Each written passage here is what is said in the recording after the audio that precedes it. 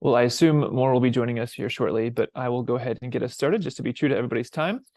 I'm Reverend Phil Dickey. I work on staff at Austin Presbyterian Theological Seminary and the Education Beyond the Walls department. This is a treat for me because if you've been to these before, usually Melissa has this role, and Melissa will be taking the other seat today, and I get to be the one that takes her seat for these conversations. And so I'm quite thrilled to be sitting here and to have this opportunity. She's not only my boss, she's become a dear friend as well. So just really grateful to have this chance and this opportunity. And I have no doubt that you're going to have a wonderful experience with what she has to say today. So if you are not familiar with Melissa, in addition to holding a faculty appointment in Methodist Studies, where she teaches Methodist history, she serves as the vice president for Education Beyond the Walls at Austin Seminary.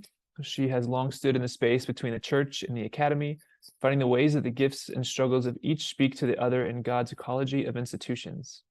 Since establishing Education Beyond the Walls, she has led 3 major grant initiatives: the Pastoral Leadership for Public Life, the 787 Collective for young adults in the church, and then Houses of Hope, which is a rural church initiative as well.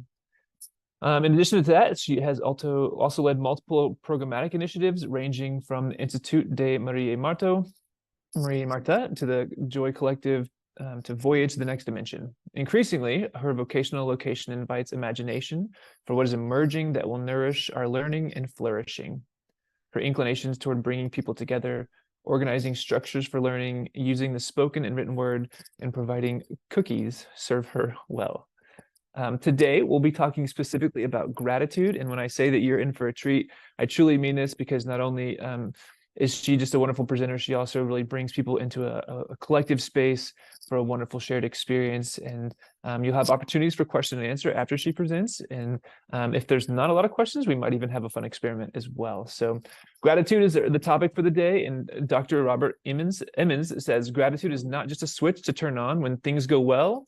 It is also a light that shines in the dark. And psychologists have proven the health and wellness benefits of being grateful.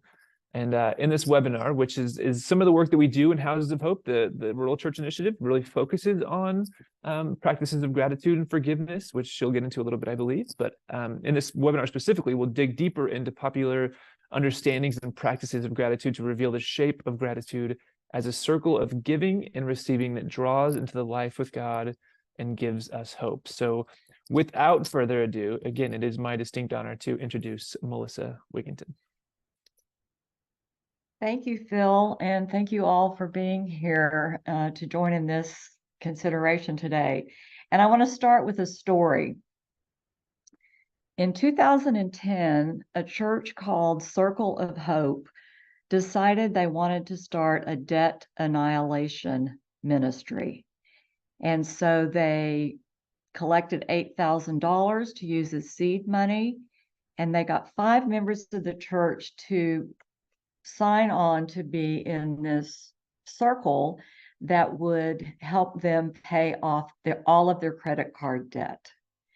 I think these 5 people were pretty gutsy, because the first reason I think that is they had to be very transparent about their credit card debt. And most of them were very ashamed of it. Secondly, they were gutsy because of the way this deal was structured. They each agreed to continue making their minimum payments on their credit cards, and then each month to kick in 1 additional payment. So with the $8,000 seed money and these payments over time, every person would get their complete debt paid off, but they would pay it off one at a time. So I'm paying my minimum payments, I'm kicking in another payment, and it's going to pay Phil's credit card off. And so that was the idea. Everything went great until one person, a teacher, lost his job. And then he didn't have the money to make his minimum payments, much less kick in the extra payment. What were they going to do? Invite him to leave the project? Well, they didn't. They decided that they would readjust the money so that they would continue making his minimum payments until he could find a job.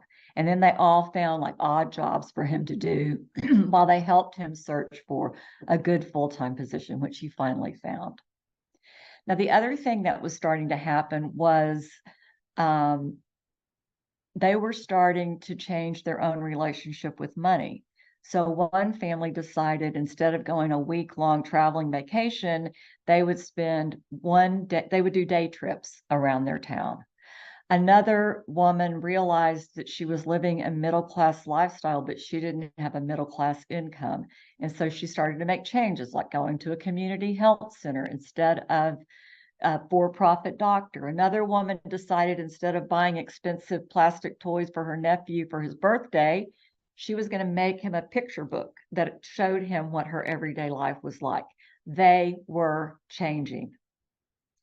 As time went by, they did pay off all their credit cards.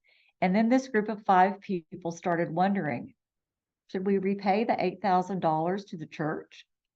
That had not been a condition of being in the group, that had not been an expectation, but they prayed about it, they thought about it, and yes, they decided we're going to keep paying until we repay the $8,000. And when they did, Circle of Hope Church took that money and started another credit card debt annihilation ministry. Now, I read this story in 2012, and I have not been able to forget about it because I just keep wondering what in the heck was going on with these people. I'd never heard of such a crazy thing.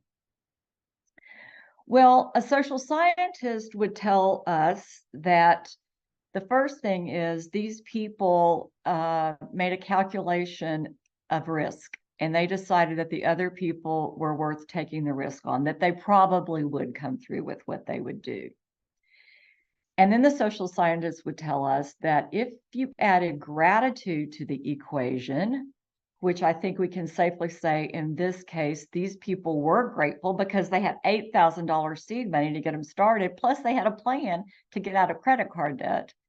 And when you add gratitude to that calculation of risk, it is the thing that keeps people in it, that keeps people going when there's a short-term loss, which is exactly what happened when the teacher lost his job, but they all stayed in it.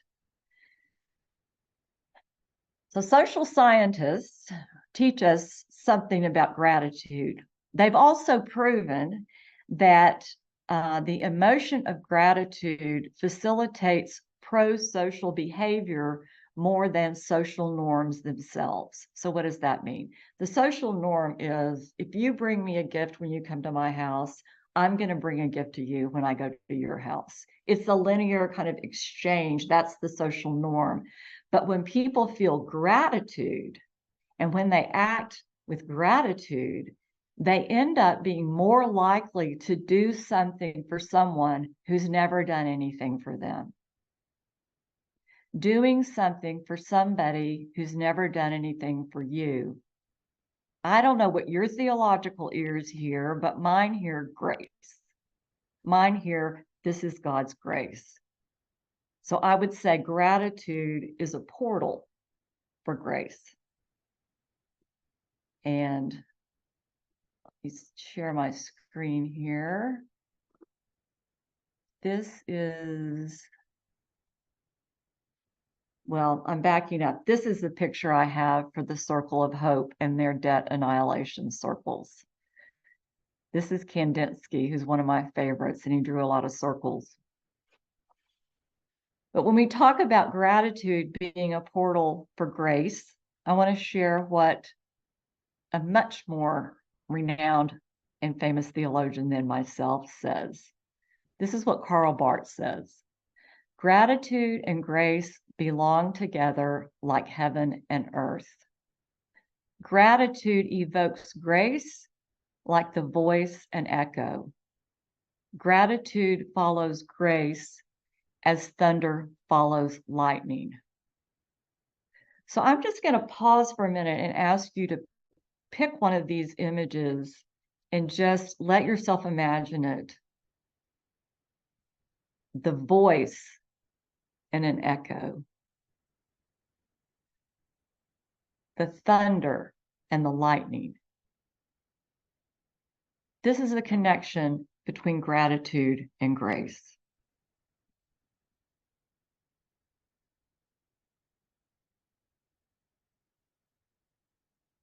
Well, one of the things that I love about being a Christian is that we have this notion of grace as a fundamental category of the reality of reality.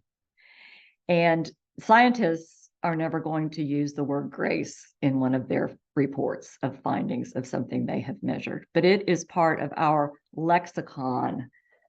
It is part of the lexicon of Christianity's subversion of reality.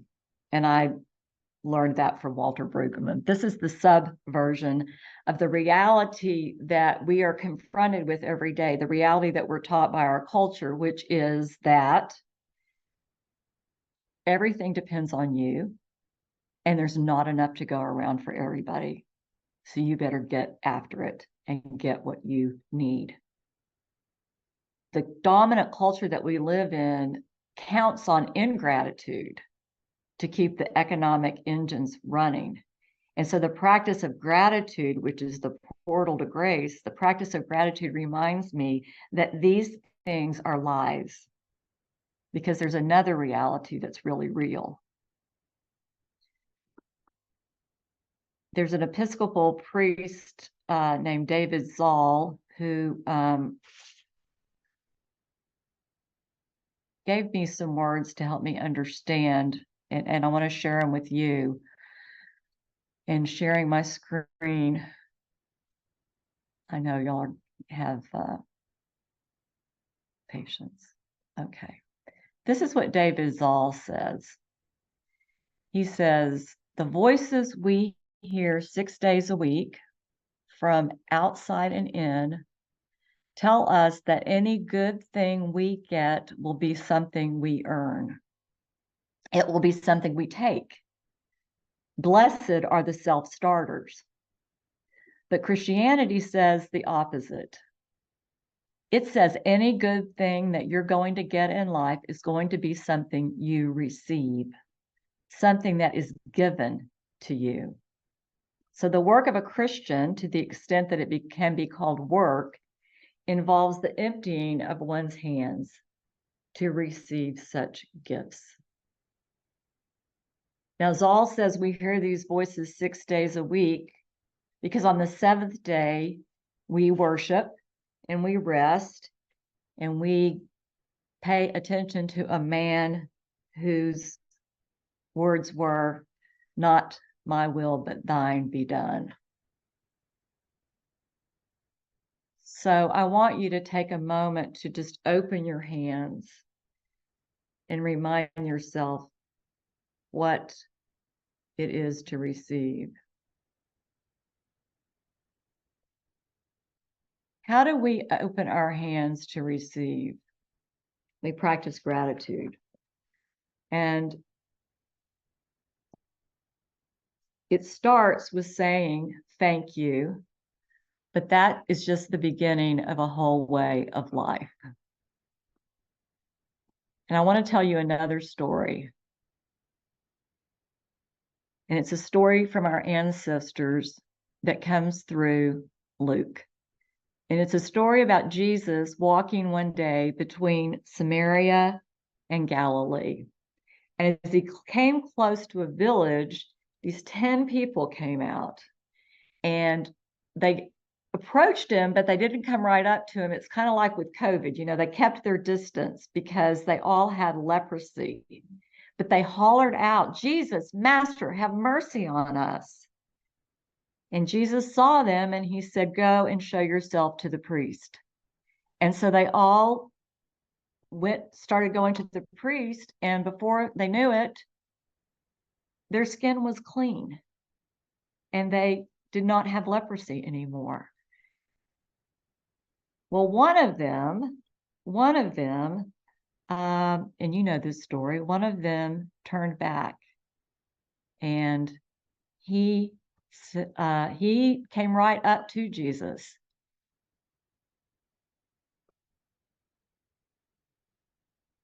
I'm trying to show you my next picture.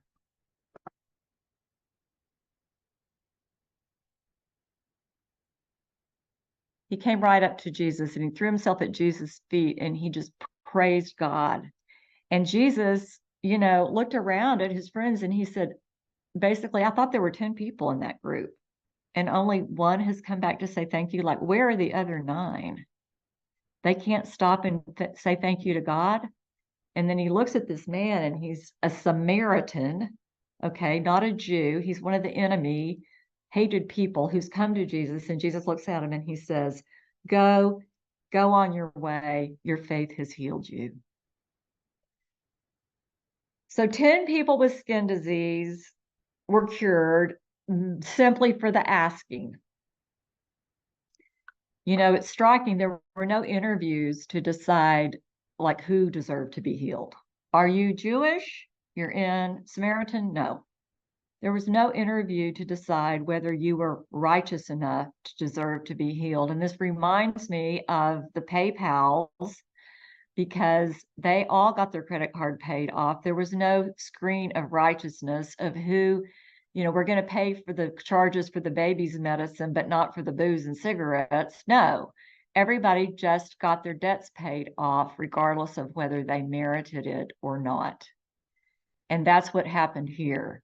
But only one of them came back. And this Samaritan, I think, maybe thought, wow, I probably really don't deserve this. I have no sense of being entitled to this because I'm a Samaritan and I really want to thank somebody for doing this for me. And so his gratitude came as a response to that free gift, grace. Well, we know from social scientists that this guy who said thank you is going to be involved in more pro-social behavior because of his emotions of gratitude. But social scientists have also proven that this gratitude decreases inflammation. It decreases depression. It gives you greater cardiovascular health. It lessens anxiety. It improves your sleep and your immune system, and it gives you better mental resilience. All of these things are part of the gifts that come with having gratitude. Gratitude, that portal to grace, heals and transforms. And that, what I can tell you as a theologian, is that is never only for yourself. Because when you express gratitude, you're brought into this circle, okay? So Jesus heals the person. He comes back, he receives the gift. He comes back and says, thank you. Jesus receives his gratitude and sends him on his way. Go, go, go. And so what we know about people is he is going to now do something for somebody who didn't do anything for him. And then that person is going to be grateful and they're going to do something for somebody else. And so when we express gratitude and we connect with God's grace, it creates this outgoing spiral that becomes a whole way of life. It doesn't start with us. It starts because we open our hands to receive a gift. And when we receive that gift, we're changed. And then we give the gift, and then we receive the gift, and we become more and more caught up in the life of God. Okay, I want to give you another example. And this is an example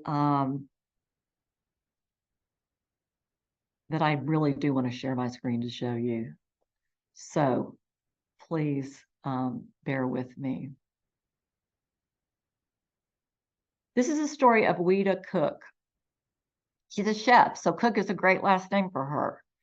And she started out, she was very successful in the corporate world, and she lost everything. And the way she found her way back was to claim the gifts of her ancestors, her parents, her grandmother, her father, who had a talent for cooking. And they had taught her to cook, and she was good at it. So she started cooking and feeding her family, and then feeding her community. And then she started a cafe, the Soul to Soul Cafe. And this spiral of gratitude and grace kept getting bigger until she found a way to invite other people to participate in it. And I hope you can see this picture that she has on the wall. It says, if you're hungry and have no money, these meals have been paid for in advance. And below that, you can see meals that people have purchased, and the receipt is on there: breakfast, lunch, and dinner. If you're hungry, you take one of these receipts and you give it to the server, and they bring you this meal. Now, that's an example of how this spiral works.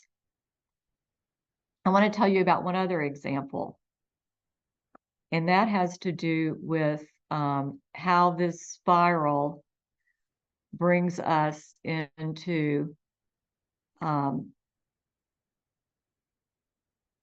world of nature.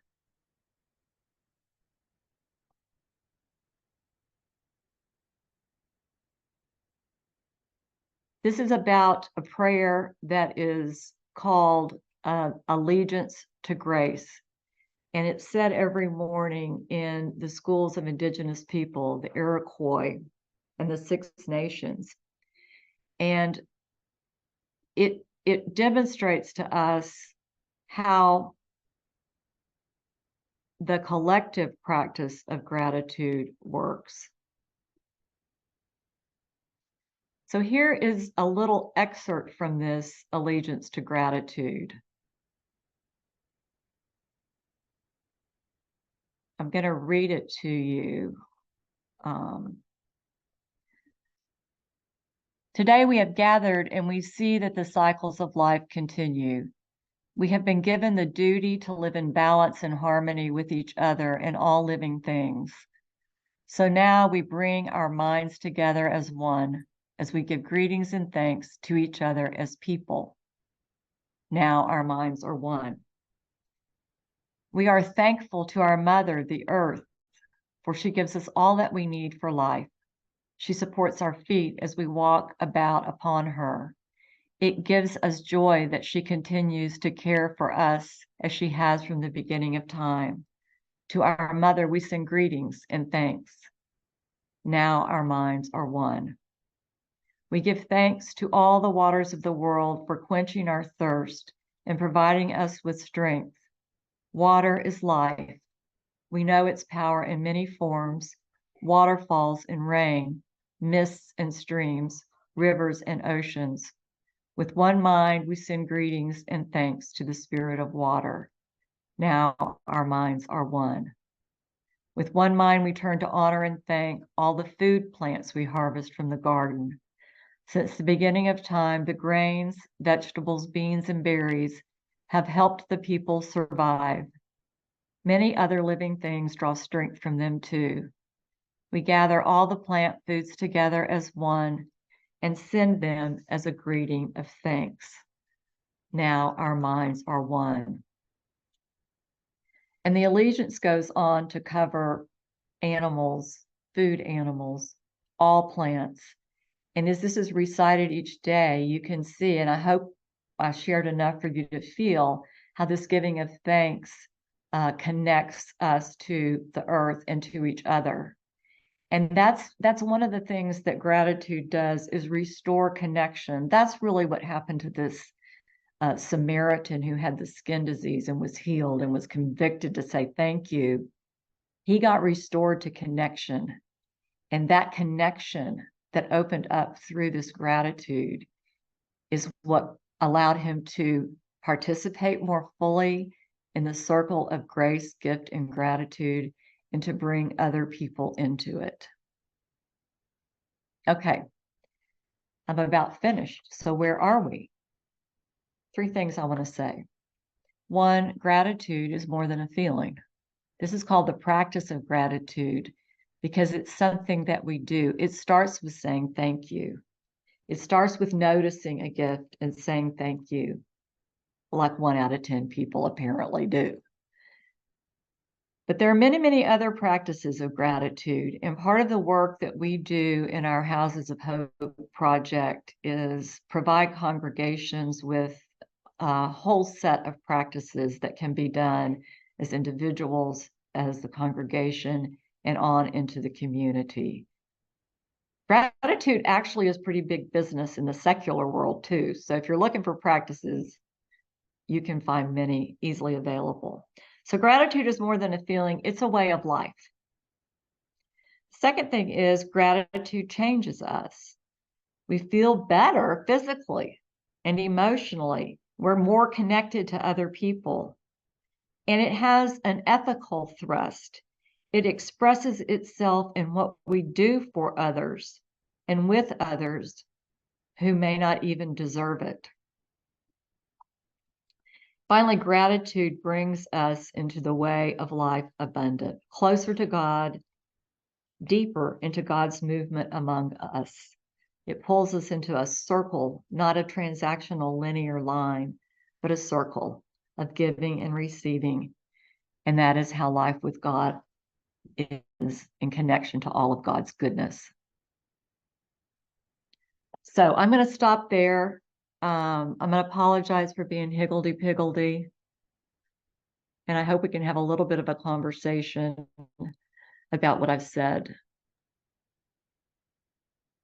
Well, I'm grateful. I've never heard the term higgledy-piggledy, so that's a new one for me. That's something new. So, no, thank you, Melissa, for sharing all of that and for inviting us into this space of gratitude. The room is open, if you will, for questions that you may have from Melissa, reflections that you heard that you want to bring to the table.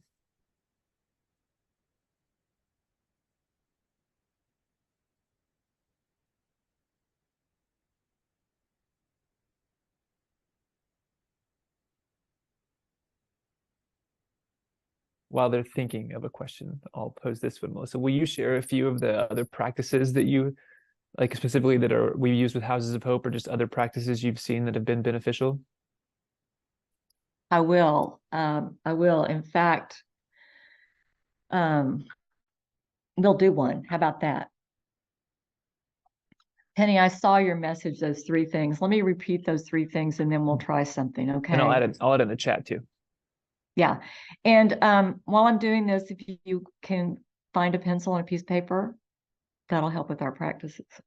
The last three things I said, one, gratitude is not just a feeling. It is something that can be learned, cultivated. It's a way of life.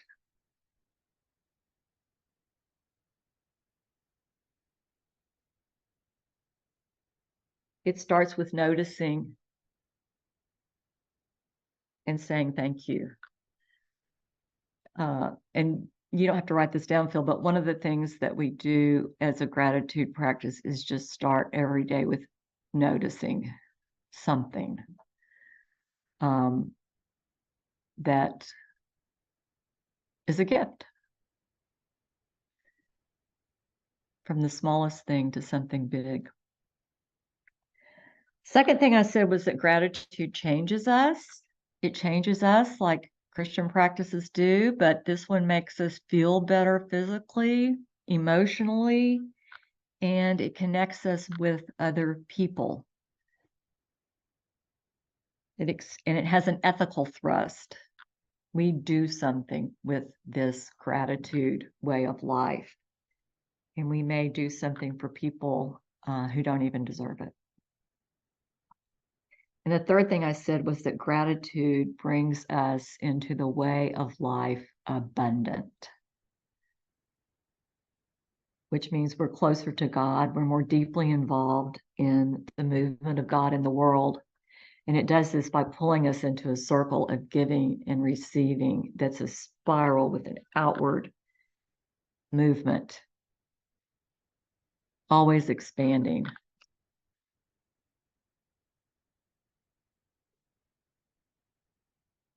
Okay, so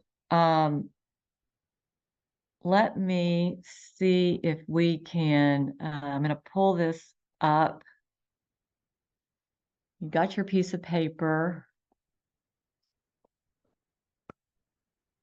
And this little exercise is called, it started with someone else.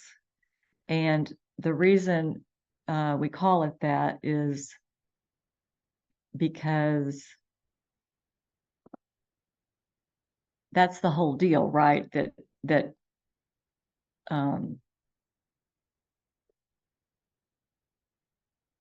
the grace that we get from God is not something we deserve, and it's not something we do. And I think the more that we can practice remembering that everything we get that's going to be good in this life, we're going to receive, then the more we get pulled into that circle. So it started with someone else.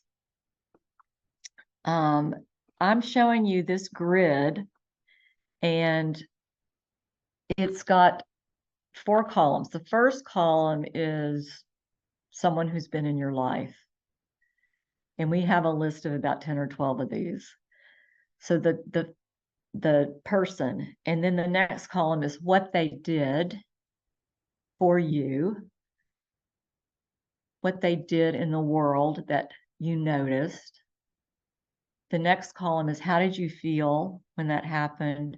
And then the third column is what impact this had on you. How did this impact you? Okay, so I want you to pick one of these categories and take a minute to work through it. So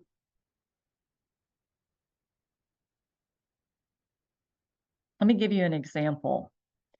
A relative who gave me a gift was my mom. And one of the gifts I'm thinking about is that she always gave me birthday celebrations.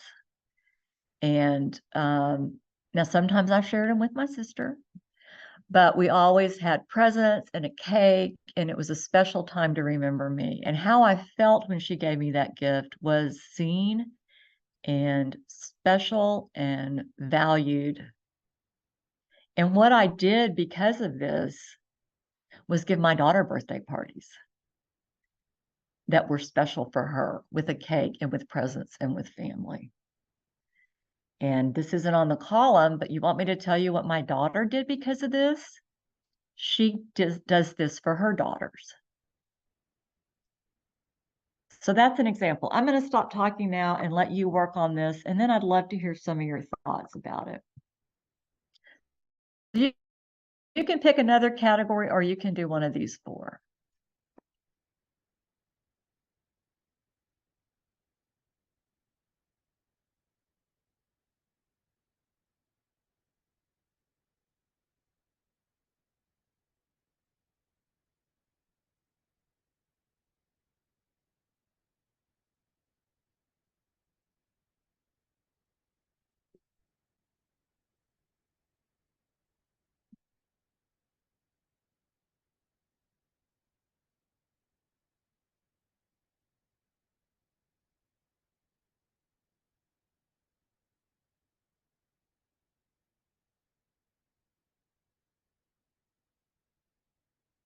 Okay, is anybody ready and willing to share?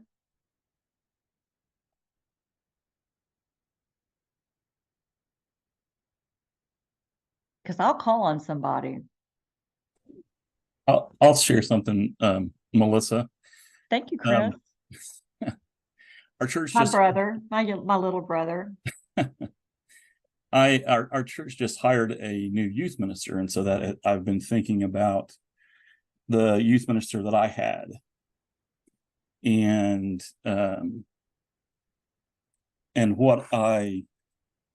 what she did for me was,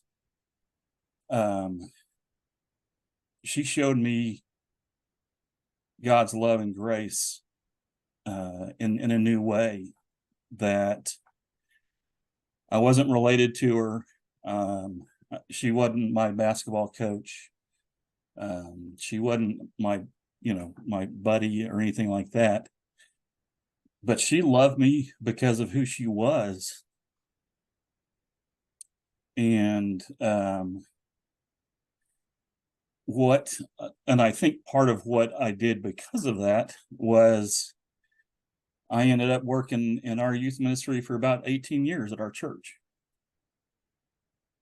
And I'm very grateful for her. Thank you for that.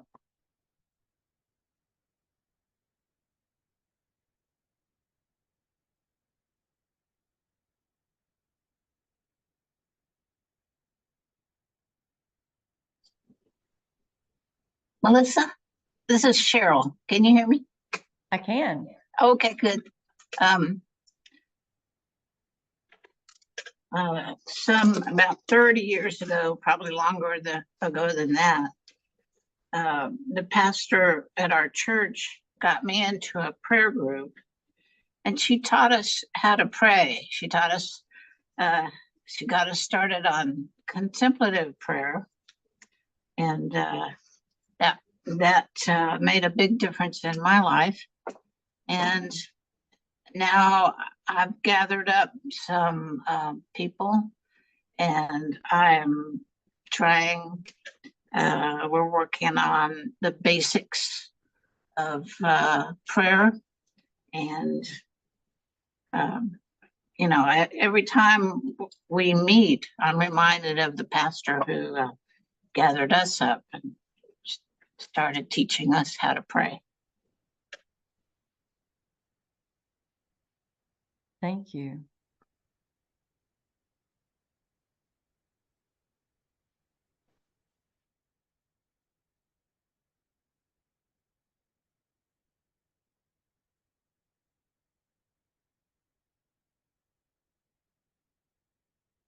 One of the practices that and I would love to hear from other people too. Love to hear from you, Jeannie Cardona.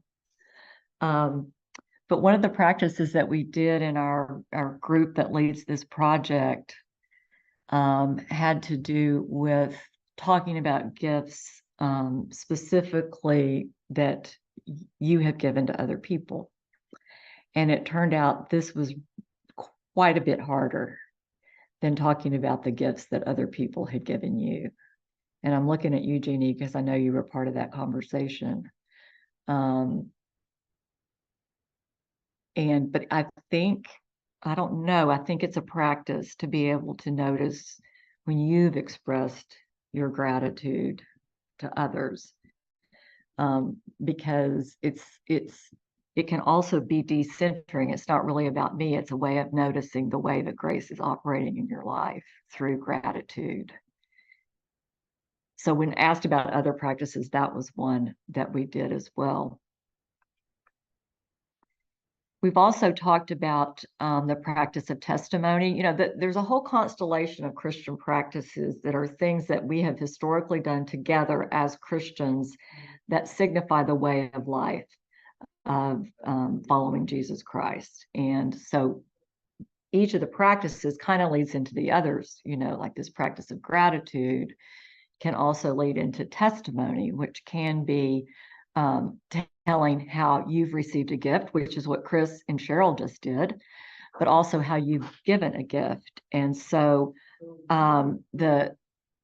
what we have asked people to try is to make this sort of a litany in a small group or in a congregation where you say, I have received this gift, and here's what it is, and here's what how it impacted me, and this is my testimony, so that it's not just an offhand conversation, but that really gets named and claimed and marked in your own life or in the life of the church.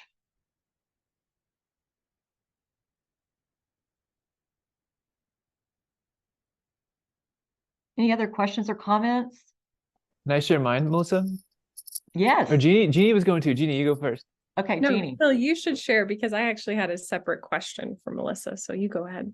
Okay, I'll share. So this was really helpful for me because I'm a pastor and I officiate a lot of weddings. Like I've officiated 81 weddings since 2015, and this practice that you just brought us into made me realize that I put a lot of time into the weddings that I officiate, and I hope that all pastors do. But I do it because I want it to be very personal, and like even if I know one of the bride or the groom better than the other one, I'd spend way too much time probably. It's not efficient. It's not effective time-wise, time management for like how much you get paid to do weddings. That's not what we're about, right? We're about abundance here. We're about like the economy of God.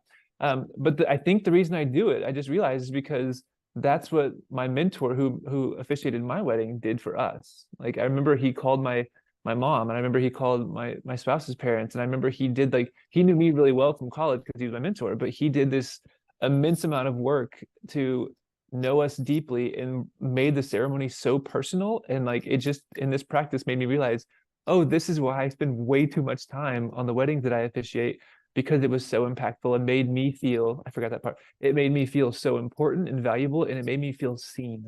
I think that's a big part of it. Right.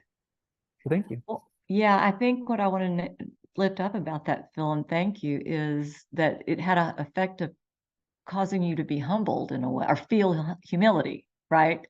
Because you remember, it didn't start with, you didn't come up with this because you're just such a righteous person, which you are, but it came as a gift from someone else.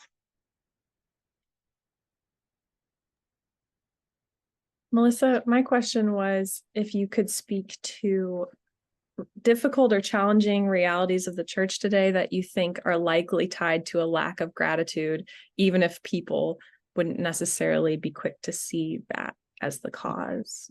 Yeah, that's good. And that's part of what we work with in this Houses of Hope project, is a lot of churches who are dealing with really disappointment that their church isn't what they thought it was going to be. And of course, I'm speaking as United Methodist. We're in the middle of, divorce, disaffiliation, a lot of pain and loss. And, honestly, I think we do get attached to things, and we think they belong to us. And I think gratitude, especially for me, this notion of it started with someone else. And I'm the getting to be the steward of this and the beneficiary of this and the one who enjoys it. But it's not really mine. And I think that may be a little, I don't know, abstract, but I think some churches struggle with, because they love their church and they want to hold on to it and they want things to be the way they were. And we don't know what it's going to be like if we lose our building or whatever's going to happen. One of the practices that we work with in this curriculum is, we call it gratitude as resistance. And it's the idea of dealing with what are the barriers or inhibitions to gratitude. And we ask people to do an inventory. And it's a little hard because you have to kind of admit that you may have some things that get in your way, like you want material things, you want more stuff because it's, good to have stuff, and it's hard to be just grateful for what I have. Now, it's hard to talk about this without sounding kind of moralistic, and I don't mean it that way. I don't mean it's a judgment, because, we're human. We still get God's gifts, even if we don't say thank you. But to admit, like, I don't have space to be grateful because I'm always complaining about how bad things are. I'm only grumbling about this person or that person, or I got treated so-and-so way. And there's no time to just realize what I do have. And to even have time to say, wow, I want to rediscover gratitude. And not having any time in your day, not having any space to stop and sit and even go outside and breathe and have a moment to realize, wow, this air is sweet. Sadness can be a barrier to gratitude, and that's not a character defect. There's a lot to be sad about, but gratitude can be something to hold on to through the times of sadness. Another one is envy, or as one of my professors called it, invidious comparison. You're comparing yourself to people who have more, whether it's spiritual gifts or physical gifts. And, that can be one I get caught in. And I think it's one that churches can get caught in. The people, that church down the street has so many people and we don't. Well, okay, that is what it is. Then get curious about that. But you know what? You're here with at least one other person. And if you're there together, Christ is present. So, I feel like I'm sounding like Susie Cream Cheese, like just look on the bright side.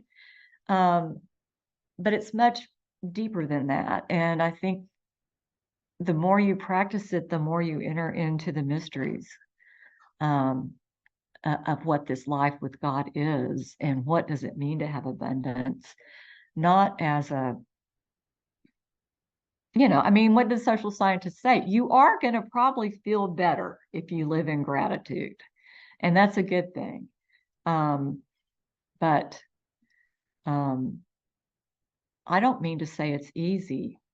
Well, what do people say? You teach what you need to learn. So here I am trying to teach about gratitude because it's something that I really want to learn. I don't know if that answers your question, Jeannie, but those are Melissa's thoughts on that. Thank you. Ms. Melissa, I like to share my story also. I spent a lot of time in my head. My brother he has a big heart, and we were at a party one time, and this guy said a joke, and I knew that I had heard it, and I knew that my brother had heard it, but my brother laughed like he had heard it for the first time, and that puzzled me. And I'm like, "What the heck are you doing?" So we had a moment bar. So I said, "Hey, dude, man, you've heard that joke. How come you laugh so hard?" And he says, "I just wanted the guy to have his moment." And I thought, oh man, that's sharp essay. That was really good, my brother. And I've never forgotten that. And so now when I'm at a party and some old man or somebody or somebody is just showing, a joke that I've heard before, I remember that time and I laugh like I've heard it for the first time, and I allow that person to have their moments. So I'm grateful for that. I love that. Now, of course, I'm going back through my mind thinking, when has Carlos ever laughed at something I've said? But one of the things that points I am out grateful for what you showed, especially that picture of the 10 guys. That was phenomenal. I took a picture on my phone of that because it's beautiful. So thank you for that, Melissa. You're welcome. You're welcome. But what you said, Carlos, about your brother, it reminds me of, how I talk about this circle and this, spiral and everything. But the first piece of that is how gratitude untwists our own crooked little hearts. Anne Lamott, the writer, is the one who I learned that phrase from, our crooked little hearts. And that gratitude just untwist it just a little bit. And if we keep going, who knows what crazy things can happen? We might end up paying off somebody else's debts.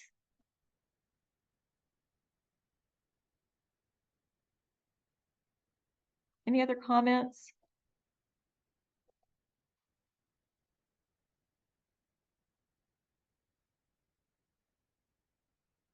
One-word responses. Anybody? This is one of the things Melissa's really great at, inviting people to do a one-word response. Oh, that'd be great. Yeah, one-word response as we get ready to say goodbye. I'll throw in a comment. Something I've been noticing lately is that gratitude can be contagious. I mean, I think we've all learned and perhaps participated in griping and complaining being pretty contagious, but gratitude can be too, and it's amazing. That's something I've been noticing recently. That's amazing how powerful that can be, and can turn a conversation away from that complaint fest. Yeah, that is so true. And one of the things that I've learned as I've worked on this is the idea that, in scripture we're told, count it all joy, give thanks in all things. And there's a very important word in there of giving thanks in all things, not giving thanks for all things. And so what you're saying, Monica, reminds me that giving thanks in all things sometimes is possible because other people are there giving thanks in all things. Yeah.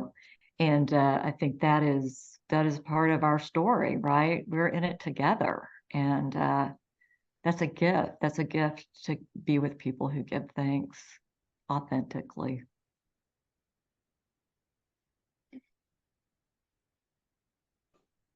Even the painful things,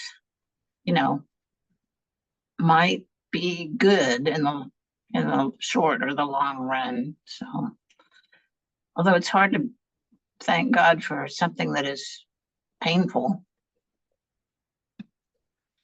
Well, yes, it is. It is. And we don't know sometimes till we're looking back sort of how that functioned in our life. So I think even when painful things are happening, I don't think you necessarily have to give thanks for that bad, painful thing, but we can always be grateful that grace surrounds us, or be Amen. grateful for, the person who's sitting there with us, and Right.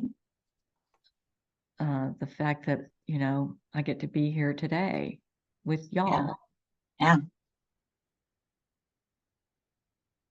It's it's complicated, but if you're interested, well, Phil, you may be going to get to this, but if you are interested in digging into this with us, and you think your congregation might be interested in it, we would be interested in having a conversation with you. We've been given this big chunk of money from the Lilly Endowment to give to give gifts to other people. So our hands are open. Yeah, I just dropped my email, and I'll also put the link to the website on the chat as well.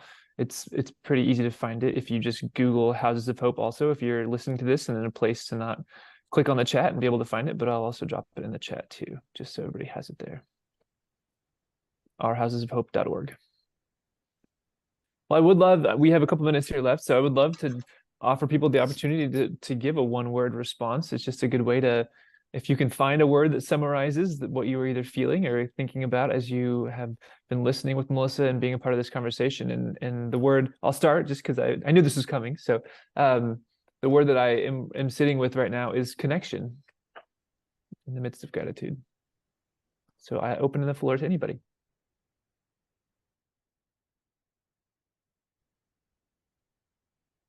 Melissa, Yes, ma'am. can you hear me? Yes, ma'am. She's saying ma'am because I'm her mother. And I'm not really a part of this group, but she told me it was happening, and so I barged in. But I couldn't miss this opportunity. The exercise she wanted us to do about who and what and how it made you, all of that. Really quickly, I'll try to summarize what came to my mind. One of my brothers changed my whole life by wanting me to be exposed to music in particular. And so he helped my parents buy a piano and give me piano lessons starting about age 10. So I did that all the way through school. And how that made me feel was real special. I wasn't particularly gifted, but I just practiced and, worked hard and all of that. And so I tried to expose music to my children. And it took with some more than others. And so with my grandchildren, I thought, this is the opportunity. So I have 8 grandchildren. And I provided instruments and paid for lessons and all that for all of them. And to actually see how that's enriched their lives and how much joy it brings to me to this very day. And so I just wanted to express my gratitude for that. And of course, for being Melissa's mother and all the lives she touches in such meaningful ways. So thank you for letting me join in. Thank you, Mom.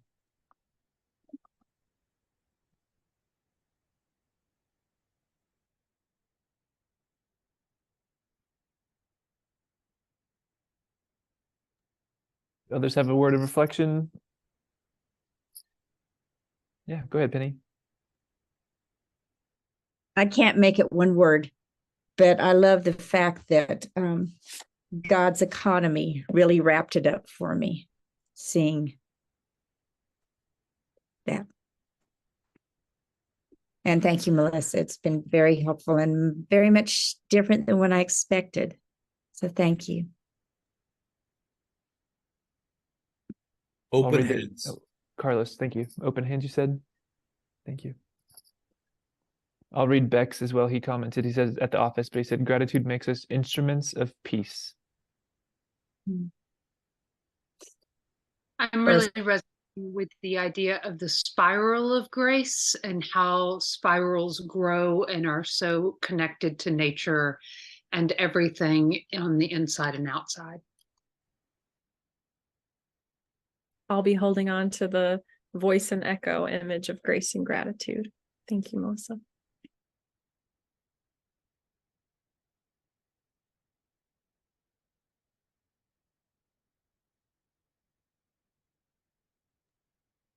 Well, may we all be grateful for Melissa. If you want to just hold your hands open or give the clap one way or the other, we're so grateful for the time shared here, and Melissa for your leadership in this time as well. We'll invite you back, not next week. Obviously, next week is Thanksgiving, so we'll take a break, and in 2 weeks we'll be back on November 30th with Angel Gallardo, who's the assistant professor of church history, and be talking about planting seeds in blood-stained soil, the legacy of early Baptist missions in borderlands. And this sounds so fascinating to me. So here's the description of it. It says, unbeknownst to many, an Irish abolitionist preacher named James Hickey, who his dates were 1800 to 1866, planted the first Protestant church on Mexican soil in 1864. As an agent of the American Tract Society, Hickey organized missionary campaigns in South Texas and northern Mexico amid the U.S. Civil War. And although Hickey's abolitionist views are widely documented, few scholars have explored how the violent conflicts over slavery impacted missionary ventures in the borderlands.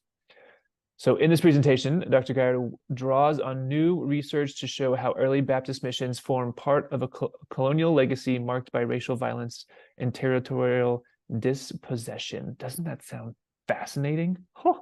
So if you want to be a part of that conversation, join us next week or 2 weeks from today on November 30th, again at noon. And we are indeed grateful for your time, and we bid you blessings and indeed a season of Thanksgiving as we move into the week of Thanksgiving. Go in peace, my friends.